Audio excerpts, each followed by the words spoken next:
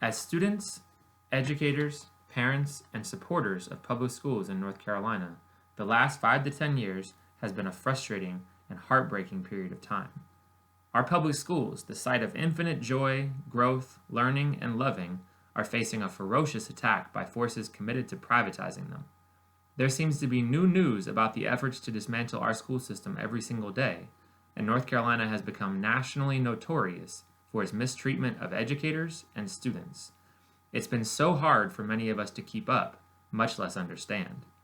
The purpose of this workshop, then, is to help us all learn and then go teach others about the factors that have contributed to the attacks on our schools and what we can do to stop them. At the end of the presentation, we will post discussion questions for groups who are watching this together, and we encourage everyone watching to use this video as an opportunity to have conversations with your friends, family, and coworkers.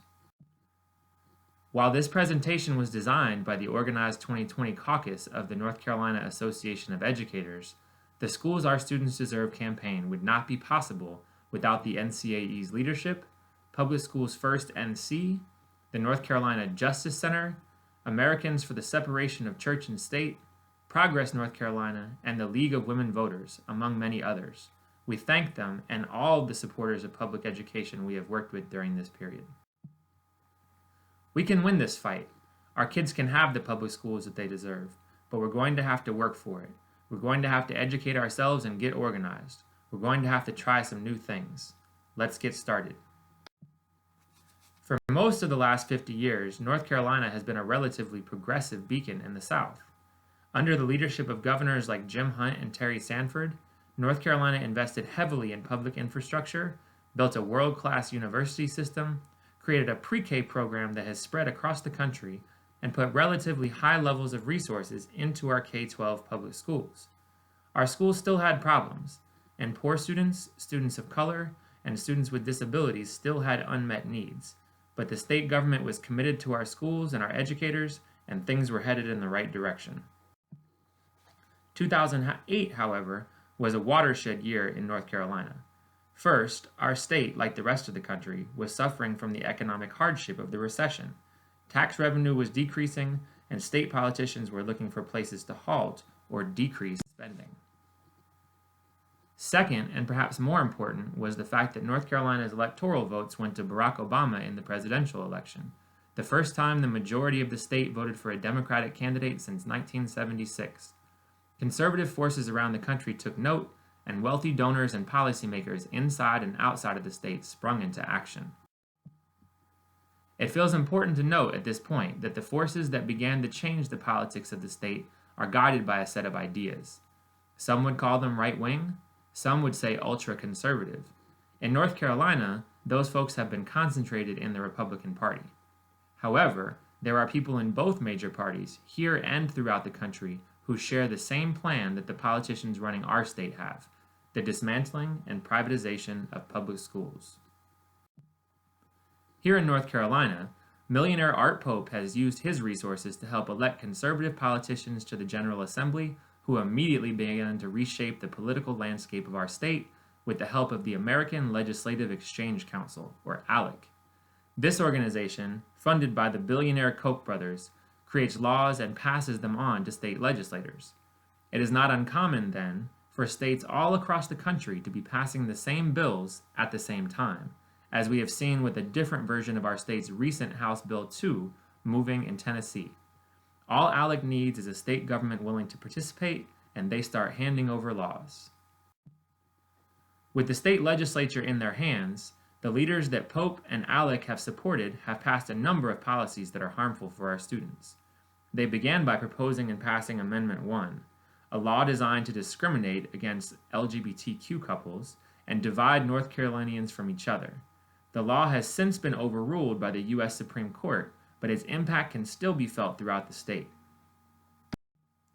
From there, they refused to expand Medicaid, a healthcare program funded almost entirely by the federal government, to support those who cannot afford their healthcare coverage. They cut the resources to the government agencies responsible for protecting the air and water in our state. They have created barriers to voting that made it much harder for low-income communities, communities of color, and students to participate in the system. They have cut insurance payments to unemployed North Carolinians, eliminating a valuable lifeline for those who don't have access to a job that pays a living wage. None of these changes are good for our students, and North Carolina continues to sit near the bottom of every statistical category with respect to poverty and well-being of our young people. 25% of the young people in this state live in poverty. So many of our students are living in the midst of economic instability and crisis, and so little is being done to help them. On the other hand, much has been done to help the wealthiest North Carolinians keep even more of their wealth. The General Assembly has passed massive tax cuts for the state's wealthiest residents and corporations, demonstrating that its leadership is willing to prioritize the comfort of their campaign donors over the well-being of our students. Our students need more investment from the state, and instead, they are getting less. In every community in our state, however, there is one place where all young people, poor, middle class, and rich, Black, white, Latino, Asian, and Native, can go for help every single day. There is one place where all young people can go for food every single day. There is one place where all young people will have a chance to be loved and learn the skills that they need to reach their fullest potential every single day. That place is a public school. And public schools in North Carolina, like so many states across the country, are now fighting for their very existence. The effort to discredit our schools began in earnest in the 1980s, when those who wished to privatize public schools looked for a new way to shift public opinion. With the publishing of A Nation at Risk, the Reagan administration began to target our schools, claiming that they were failing and arguing that young people were struggling to achieve bright futures because our schools were insufficient. From there, politicians and leaders across the spectrum began to repeat the mantra, public schools are failing, public schools are failing, public schools are failing. They have even gone so far as to blame poverty on the so-called failing schools. We should be clear on 2 points here. First, most of the people making this argument don't spend any time in public schools. They don't see all of the richness and joy and growing and learning that we see in our schools every single day. They don't stay up late creating lesson plans and grading papers and calling parents. They don't do our work, and they don't see our work. So they should be challenged when they make arguments about our schools, the same way we challenge our students when they make arguments that can't be defended with evidence. Our students, despite the challenges many of them face due to poverty and racism, are learning and growing every single day. Secondly, we have to de-link an economy filled with low-wage jobs from the state of our schools. Yes, access to education can help a young person achieve things that their parents or grandparents couldn't economically. This is getting increasingly less likely, though, and the majority of jobs in this state and the country are low-wage jobs. So even if all of our students were successful in school, there wouldn't be enough decent-paying jobs to go around. And educators aren't the one creating jobs in our communities. We cannot accept the blame for an economy that it favors the super wealthy and allows so many of us to struggle. We also cannot accept the blame for the fact that poor students, students of color, and students with disabilities struggle more than many of their counterparts. Yes, there are individual educators whose practices contribute to the challenges our most vulnerable students face. That is undeniable. We cannot give educators a pass when their actions harm our students. We will not. Teacher certification programs must better equip all of our teachers, and ongoing professional development must be in place to help educators better understand how racism, class bias, sexism, homophobia, and ableism show up in our practices and our classrooms. Curricula and school policies must be redesigned to eliminate institutional discrimination and inequity. We need more resources to do all of this adequately, but it can be done. We must do better. Educators did not, however, create poverty, racism, or institutional barriers to the success of students with disabilities. Inequality is built into our whole system. Schools play a role, and we must interrogate that role. But the achievement gap that many point to as a sign that our schools are failing can be seen in every major category of life in this country. Young people living in poverty and/or facing the impacts of racism, sexism, homophobia, or ableism don't just perform worse on standardized tests. They have worse outcomes in nearly every measurable category, from access to healthcare and quality food, to safe housing and clean air and water. The recent crisis in Flint, Michigan, over water, then, is instructive. Poor people are more likely to be exposed to lead-contaminated water in this country, and the brain development of young people with lead poisoning is hampered, leading to worse educational outcomes, and public school teachers have nothing to do with it. That's not what the politicians running North Carolina would have you believe, though, and they have taken aim at educators as a way to distract voters from the havoc they are wreaking on our state. The attacks on educators in our state have been so severe that many have begun to rephrase one of the state's main slogans to North Carolina, first in teacher flight, since so many educators are fleeing the state. Here's why.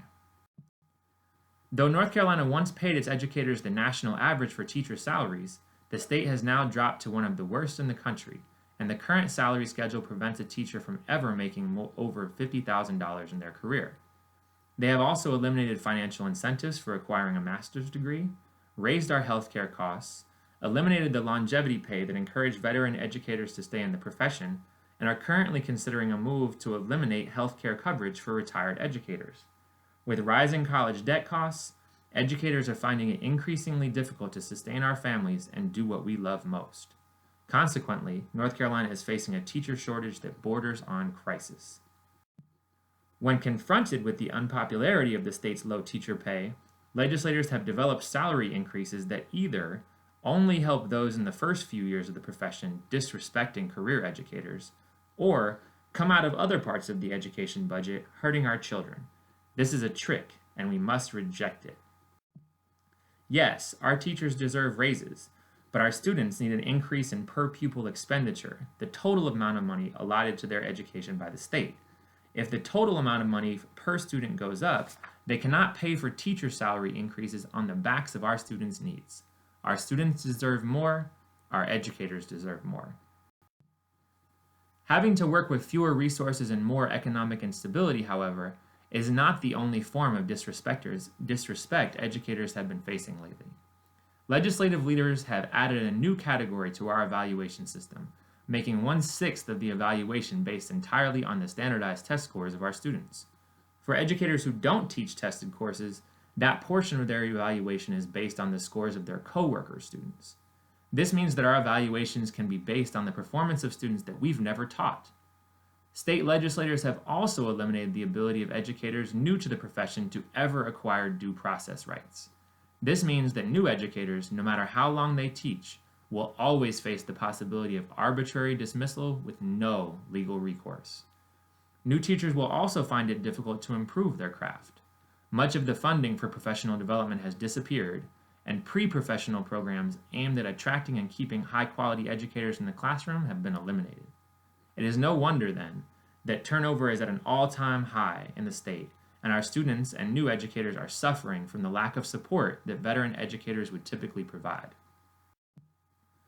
Certified teachers are also working with much less support due to the elimination of thousands of teaching assistant positions. These professional educators play a vital role in our classrooms, and their absence, coupled with the elimination of caps on class sizes, makes it nearly impossible for students to get the individual attention and support that they need.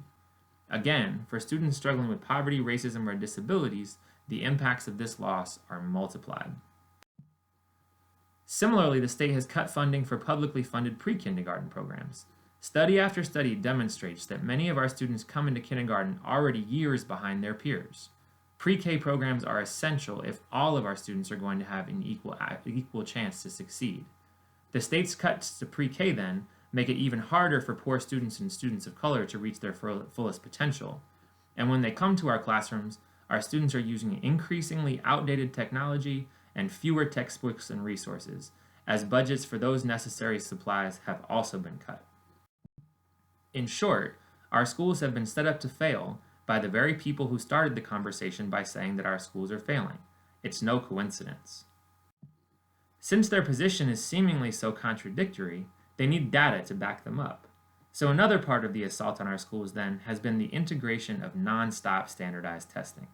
This emphasis on standardized testing was an integral part of the No Child Left Behind Act and was justified as a way to hold teachers accountable for meeting the needs of poor students and students of color.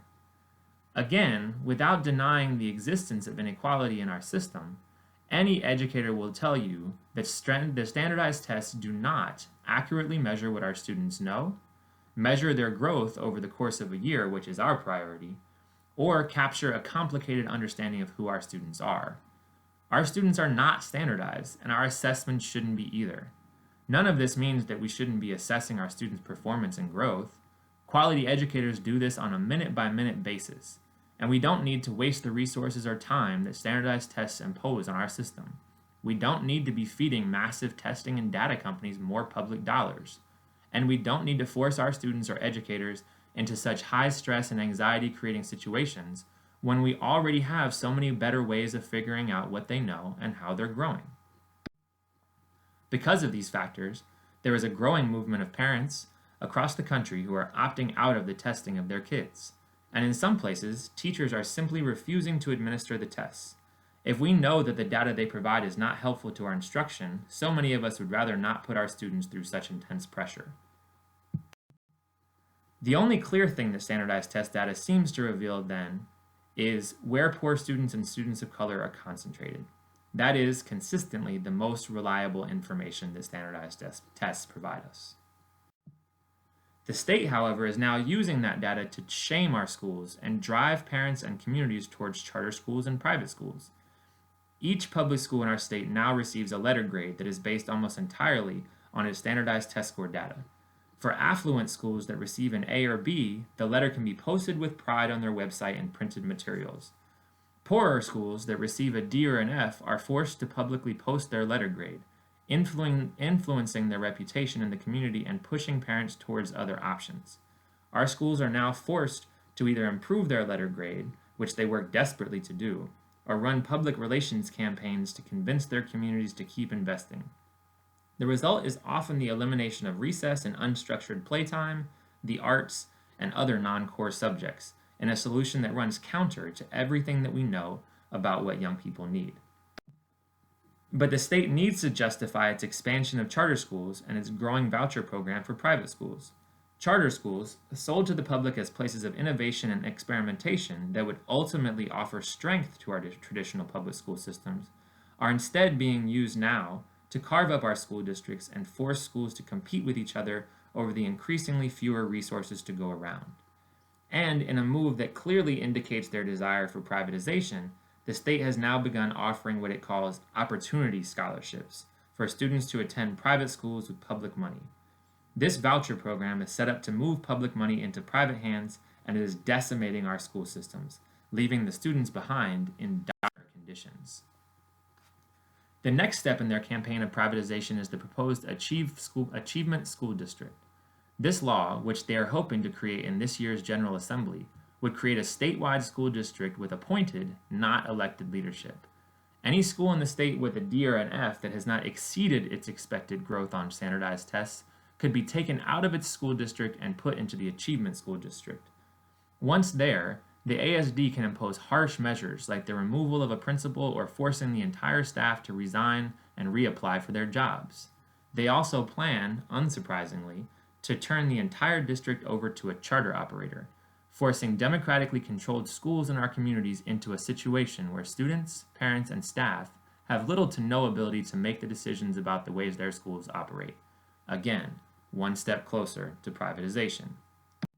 If all of these proposed solutions were effective, educators could be won over to supporting them. But the truth of the matter is this: there is no credible evidence that suggests that students who attend charter or private schools consistently do better than they would in a traditional public school. There is also no evidence to suggest that the Achievement School District or similar solutions that have been successful in places like New Orleans, Tennessee, or Michigan. In fact, the opposite is true. These experiments are widely understood as failures that do not bridge the gap between poor students and students of color and their wealthier and whiter counterparts. So if their proposed solutions to our so-called failing schools don't work, it can't be that they are winning because they have better arguments. They don't. They are successfully dismantling our public schools because they have political power, and they are working hard to prevent us from using ours. As evidence of this, these same legislators have also gone out of their way to attack the North Carolina Association of Educators, the most powerful voice for public schools in this state. The NCAE, which represents educators in every school district in the state, has organized oppositions to the attempt to dismantle and privatize our schools through mass mobilizations, building level campaigns, and get out the vote efforts that have reshaped elected bodies in our communities and state. And for this opposition, we have suffered. The state has passed laws to attempt to prevent us from collecting dues from our members in an efficient manner. They have consistently attacked our leadership in the public and changed laws that discourage anyone from stepping into this role. And they have begun a public relations campaign to try to convince members to leave the organization. Clearly, they are scared of educators getting organized. They should be. Across the country, educators are building a movement for power. We are joining forces with our students, our parents, and our community allies to create a vision for the schools our students deserve. We are refusing to allow privatizers to divide us, and we are exercising our power through taking direct action, educating ourselves in our communities, and voting together. When we do this together, we can win. But we must act quickly. We can organize study groups to better understand the opposition that we are facing and the issues facing our students. We can pull together school-based meetings or community meetings to discuss the challenges our schools are facing and collectively create a vision for the schools our students deserve. Let's dream with each other. We can use t-shirts, flyers, posters, ads, letters to the editor, and social media to educate our communities. We can rally in public and take actions that put direct pressure on the politicians and corporations that are working to dismantle our schools. We can ask our local school boards, city councils, and county commissioners to stand with us against the state's attacks. We can join protests in Raleigh or nearby locations to disrupt the privatizers and their ability to escape public scrutiny. We can vote. All of these steps have an effect if we take them on their own, but each of them gets more powerful if we take them together. The privatizers have power because they have money and they have built institutions to help create and spread their ideas. We have power in our relationships with each other, the organizations that we build, our commitment to our communities, and our willingness to fight for the fight for the schools that our students deserve. We also have a great many allies.